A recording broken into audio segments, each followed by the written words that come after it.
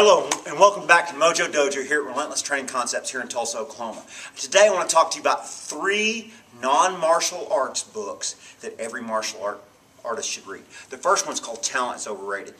And Talent is Overrated is by a guy by the name of Jeff Colvin. And he essentially talks about a thing called deliberate practice. And deliberate practice is what makes everybody that is really, really good great. So the first thing is deliberate practice designed. It can't be haphazard. Most people that are really great keep good logs, and they document what they do, and they document how they do it. The second thing is it can be repeated a lot. It's not something that's hard to repeat. To be truly deliberate practice, it has to be something that you can go over again and again and again. The other thing is deliberate practice requires consistent feedback. Now, whether that feedback comes from a person watching you or it comes from videotape of yourself, that's one of the things that you're going to need. And the other thing is it's demanding mentally. Most people won't do it. Most people won't do something that is truly deliberate practice. They want to give up a little bit too quick. It is demanding mentally. And the last thing is it's just not much fun. If it was a lot of fun, we'd all do it and we'd all be great. So that's the first book I want to talk to you about. It's called Talent is Overrated. It's by Jeff Colvin. The next one is by a guy by the name of Josh Waitzkin. A little background on Josh Waitzkin. Josh Waitzkin was the guy they did the movie Finding Bobby Fischer about. And he was one of the youngest chess grandmasters in the world.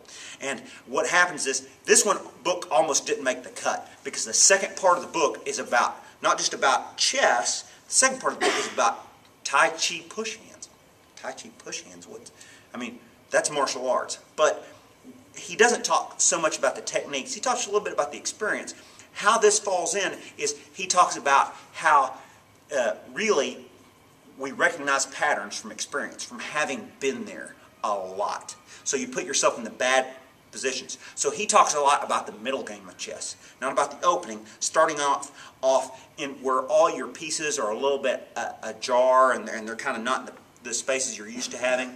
So the way I apply that is I put us in bad positions, grappling, boxing, with a stick, with a knife, and then we try to fight through it. He says that a chess master, grandmaster, is playing 50 people. He's not really playing 50 people.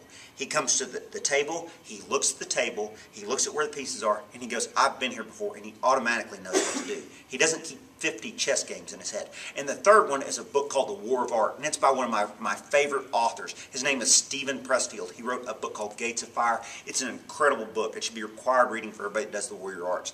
And the deal is that he talks about resistance, and resistance is the force that keeps us from being great. And he gives us all kinds of cues throughout the book in tiny chapters about how to combat resistance. You know, the theme that runs through all these books is, hey, we have to do the work if you want to be great. That's the end of this blog for this week.